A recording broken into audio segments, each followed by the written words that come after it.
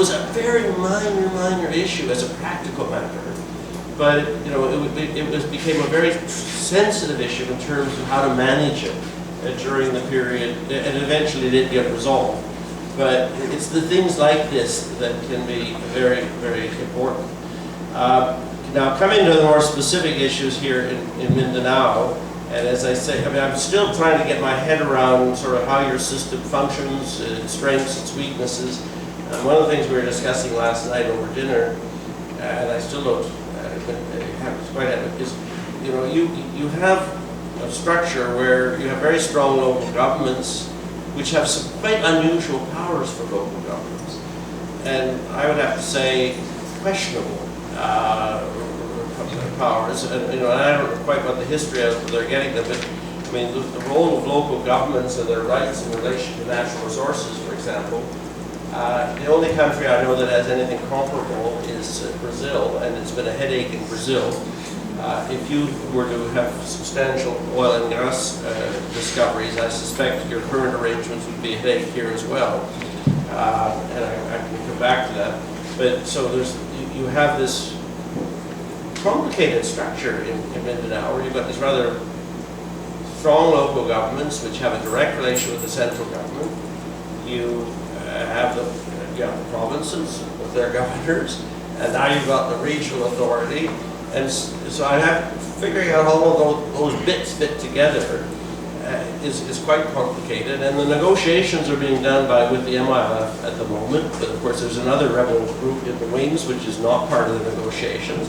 And then there's the question of, well, to what extent is there voice or place in the negotiations for the regional government, for the elections again? But I mean, who speaks for the local people?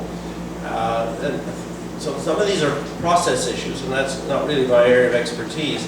But it does strike me that working one's way through these different actors and how these different actors are going to play is going to be very important. And of course, at the national level, you've got Congress and the President. It's typically easier to manage negotiations of this type in a parliamentary regime than in a congressional regime. Particularly in some congressional regimes are fairly disciplined, if I can put it that way, where the presidency basically has a majority in the Congress and can count on the majority. I don't get the sense that's always been the history of the Philippines, and nor has it always been the history of the United States, for example. In the United States, Congress has played a huge role in the functioning of the Federation and on federal issues in various ways, often against the will of the states themselves. I mean, some people talk about, in the United States, they talk about coercive federalism, because Congress puts so many obligations on the states in terms of the money that transfers to them.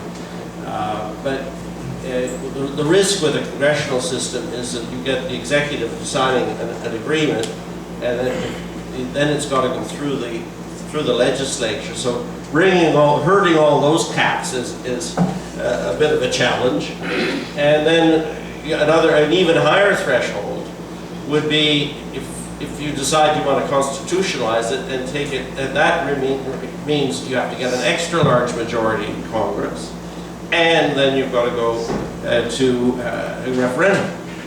And the history of constitutional referendums is quite sobering, because there are many countries where there have been a very long and arduous constitutional negotiations, where the politicians of the day at the federal and state or provincial or whatever level have reached agreements, and they've taken the agreement to referendum and had it rejected by the population.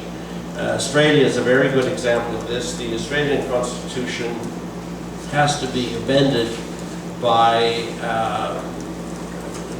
referendum, and they need a double majority. They need a majority of the whole population of the country, plus a majority in a majority of the states. And I've forgotten the precise numbers now, but Australia's been a federation since 1900, and I think in that time they've had 20-odd constitutional referendums and 3 successes. in Canada, we went through two very dramatic constitutional rounds after we amended and so-called patriated our constitution in 1981. Then we had a constitutional round that failed because it wasn't ratified at the provincial level. And then there was another constitutional round where all the provincial governments were supporting, but it went to referendum and it was defeated quite resoundingly by the population referendum. So one of the things I said to the people in Mindanao is, they would keep saying, be careful what you wish for. Well, this is a good example of being careful what you wish for, because there are real risks if you think about taking it to that stage. So there's a symbolic importance to constitutionalizing an agreement. But there's also a practical importance in that it locks the agreement in to a certain extent. But where I think there's a good deal of room for creative thinking is what could one do to give a higher level of protection to the agreement short of constitutionalizing it. And the second issue that somewhat related to that is dispute resolution mechanisms around the agreement, because there could be concern that, first of all, often with disputes on this kind of thing, they're not strictly legal, they're political, and so you want to avoid moving too quickly to the courts. The courts are fairly blunt instruments in some ways, because they're required to make their rulings on the basis of law, and that often isn't necessarily the best way of coming up with a settlement that is satisfactory. It can be a bit of a winner-takes-all kind of thing. So it's interesting, in the new South African Constitution that was approved in the 1990s, they set up strong barriers against getting disputes between the provinces or the provinces and the central government into the courts too quickly. The Supreme Court or the Constitutional Court could keep sending disputes back, telling them to try to work it out, find an arbitrator or whatever, but there certainly would be potential room in relation to an agreement with Mindanao to have special mechanisms for dealing with disputes and try to keep things away from the courts. They would also be more likely not only to be sensitive to sort of the politics around these things, but also more likely to be accepted by the people there as being a fair balance in terms of the decision. In terms of the basic structure of the agreement, what we discussed was we've spent a lot of time on the revenue side as opposed to the spending side, if I can put it that way, or the legal or the lawmaking side. There's actually been quite a long series of discussions about which powers would be transferred, and there seems to be a fair measure of consensus on that. So we didn't get into that in any detail. Where much more concern is about what's sort of generally called wealth sharing, access to revenues, etc. And there the issues turn on a few things. One is what the taxing powers would be. But you have to see that in relationship to what the broader financing arrangements are. And one of the things that is characteristic, I mean, the Philippines is a middle-income country, but the area we're talking about is very much developing.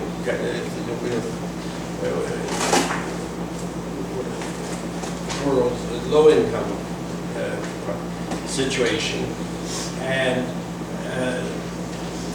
the fact is that in the absence of a major development of natural resources, there's a very weak tax base there. And so, one of the strategic issues they'll have to think their way through is how much emphasis they put on trying to get taxation powers and how all of that would fit in with the broader fiscal taxation regime within the country. as opposed to trying to get some more formulaic approach to their funding. There's clearly frustration with the current arrangement. We had a very interesting conversation with somebody who'd been a senior official for the region, who talked about trying to work out a very detailed budget and in terms of their needs and what have you. Coming up here to Manila, sitting down with the people in the office of the Ministry of the Budget, and being told, well, we don't want to talk about that. Last year you got X, this year you're getting X plus 10%, goodbye. And without any real sense of an underlying rationale. And so what you find in many federal countries is that you have a formulaic approach to funding major transfers. There are two basic approaches to doing this. One is a shared tax regime, where typically what you have is a pool where all of the taxes that the federal government collects, or almost all, are deemed to go into a revenue pool, and then there is a formula which determines what portion of that money goes to the federal government, what portion is available for the states or provinces, and what the allocation formula is amongst the provinces. In many cases, they're not very good formulas, it has to be said, but at least people know what the structure is, and that would be one approach. Another approach would be to have the federal government still collect most of the money, have it actually go into the federal budget, and then vote transfers, which could be block transfers, or could have some elements of conditionality in terms of being tied to certain spending areas. But again, there could be a formula. And I think that this is an area where there is real room for progress. And part of what I was saying to the people is that my experience is that the most difficult ministries to deal with in these types of negotiations are always the finance ministry at the center. And I didn't think they really hadn't, that penny really hadn't dropped. Because the finance ministry hasn't been at the table, but they're always behind the table. And in fact, some of the times what you really want to do is get them at the table, so they actually have to be exposed to the problem. How are we going to sort this out? Don't overload your demands with stuff that the finance ministry is going to find unacceptable. But for the most part, a little bit more money for Mindanao, or for the Moro people of Mindanao, is not going to be a red line for the finance ministry. I mean, because you're talking about a small part of the country, a little bit more money there is not going to be a deal breaker. Where they're more likely to get upset is around major things which are deemed to be questions of the architecture of the country, the structure of the tax regime, etc. Now there is room, but maybe get into this in the discussion period because I'm running out of time. But there is room for doing some specific things which would give them some tax flexibility. But I did suggest that the major focus should be getting on a more formulaic approach to financing, which can't work forever. I mean, in the nature of things, in federal countries, the state or provincial level of government tends to depend, particularly in developing countries, tends to depend very heavily on transfers. And those transfer arrangements get reviewed and amended on a periodic basis. And you can have quite elaborate procedures for doing that, autonomous commissions that make reports, etc., 5-year agreements, etc. But the current structure strikes me as being a little bit arbitrary and ad hoc.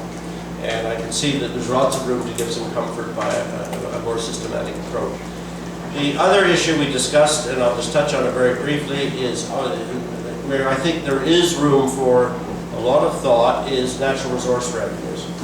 And this is where, in my reference to the strange arrangements you have around local government, which I'm not totally familiar with. First of all, you have this distinction between strategic and non-strategic minerals. Most people would say that really doesn't make any sense anymore. It reflects a kind of mindset that used to exist, but for the most part doesn't exist any longer. But at the end of the day, what most matters with these things is access, is the revenues that they throw up. Clearly oil and gas, if you end up having significant oil and gas resources, and there is apparently a fair possibility for that in that part of the country. It tends to, they tend to throw up quite a bit in terms of government revenue, where production costs are a small fraction of what you sell in oil and gas for, so there's a lot of margin there. The other minerals, some of them don't provide very much by way of government revenues. Before I get into the revenue issue, I just would say I did encourage them to look at things such as protection for the local environment, local jobs, etc. These are often issues which matter more when you're dealing with resource development to the local population than the broader revenue arrangements. But the broader revenue arrangements will be very important. And one of the things that was very interesting in the project we did on oil and gas, I've just got this book coming out where we looked at oil and gas arrangements in 12 federal countries which have major oil and gas resources. And what was very striking was that the issue of ownership is not that closely tied to the issue of who manages the resource. And again, those two are not necessarily tied to who gets the revenue benefits of the resource. These are almost three independent variables, and they can be combined in different ways. So there's good news here at one level, which is that the ownership level question, which is a very symbolic one. I'm back to, again, if you're sort of doing your list of symbolic things,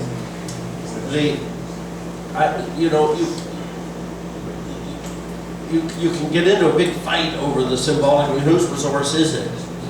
And as you know, it's constitutionally here, it's the national resource. If they could be persuaded that they could live with that not changing, then there's nothing about it saying that ownership is national that prevents creativity on particularly the revenue issue, but I would suggest even without having gone too far into it, on the management issue. There are tremendous variety of revenue arrangements, but in Brazil, for example, the resource is deemed to be federal ownership, but most of the revenues go to the states, and of the portion that goes to the states, the largest portion by far goes to the producing states. And there are lots of problems with the Brazilian design, frankly, and they're having a big fight about it right now because they've just discovered a lot more oil in their offshore. But that's one thing to be borne in mind. Another is the distinction between onshore and offshore, where you often find quite different arrangements. We can get into this in the discussion. But I would suggest that if they're going to focus on the revenues, on the sort of taxation side, or aside from getting some sort of formulaic approach to their basic structure, maybe a bit of flexibility on a small number of taxes, which won't be very important in revenue terms, but there is potentially very big upside on the oil and gas or natural resource side, and that probably merits a very, very developed agreement in terms of how that would be handled. And there's lots of room for creativity in how that could be done, including sharing between the two orders of government, etc. So I'll stop there. But it's been a very interesting week for me, and I'm looking forward to being further educated as we get into the discussion. Thank you, Mr. Andrews. I really appreciate the in order to put a context to the discussion, we have two very well-known speakers, so well-known that I actually don't really need to introduce them, but since it's part of my mandate, I will. Our first reactor is Dr. Abueva. For those of us who've been in the university long enough, he was actually a former president of the university, and is currently a professor emeritus of political science and public administration. Before he became UP president, he actually held various administrative posts in the United Nations University, and as well as a number of government appointments, among which was being head of the Legislative Executive Basis Council Secretariat, and he was also involved in the first set of negotiations during the Korea Aquino administration with the MNLF. So he has quite a lot of experience as far as this particular issue is concerned. Of course, he's more well known right now for his advocacy as far as the question of federalism is concerned. Dr. Abueva obtained his master's degree in public administration and his PhD in political science from the University of Michigan. He taught eventually in the University of the Philippines in Diliman. He was with Brooklyn College, City University of New York, and Yale University, among others. Apart from his accomplishments as an academic and educator, is of course, as I mentioned, his extensive government service. Aside from what I talked about, he has also been part of several constitutional assemblies. Dr. Abueva has been a strong supporter for constitutional reforms and federalism in the Philippines. Hence his current continuing advocacy along these lines. Our second reactor is Dr. Brillantes Jr., who is a professor at the National College of Public Administration and Governance at UP and president of the Philippine Society for Public Administration.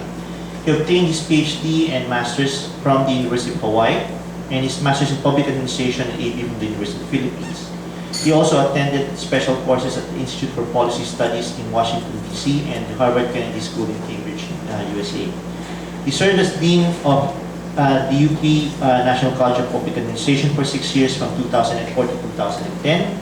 And he was Secretary General of the Association of Schools of Public Administration of the Philippines and Deputy Secretary General of the Eastern Regional Organization for Public Administration. He was a founding member of the Network of Asia-Pacific Schools of Public Administration and Governance, the Asian Association for Public Administration, and Asian Group of Public Administration. There's so many elements in his credentials that talks about public administration. And he served as an executive director of the Local Government Academy of the Department of Interior and Local Government, and director of the Center of Local and Regional Governance of the UP-NCPAL. Currently, Dr. Brillantes is chairman of the Philippine Social Science Council. Gentlemen, you have 10 minutes each. So can we call on Dr. Abueva to give us his comments? Thank you for inviting me to this forum. First, I should acknowledge how important and how enlightening it is for proponents of institutional change or charter change to be instructed, to be informed by the experience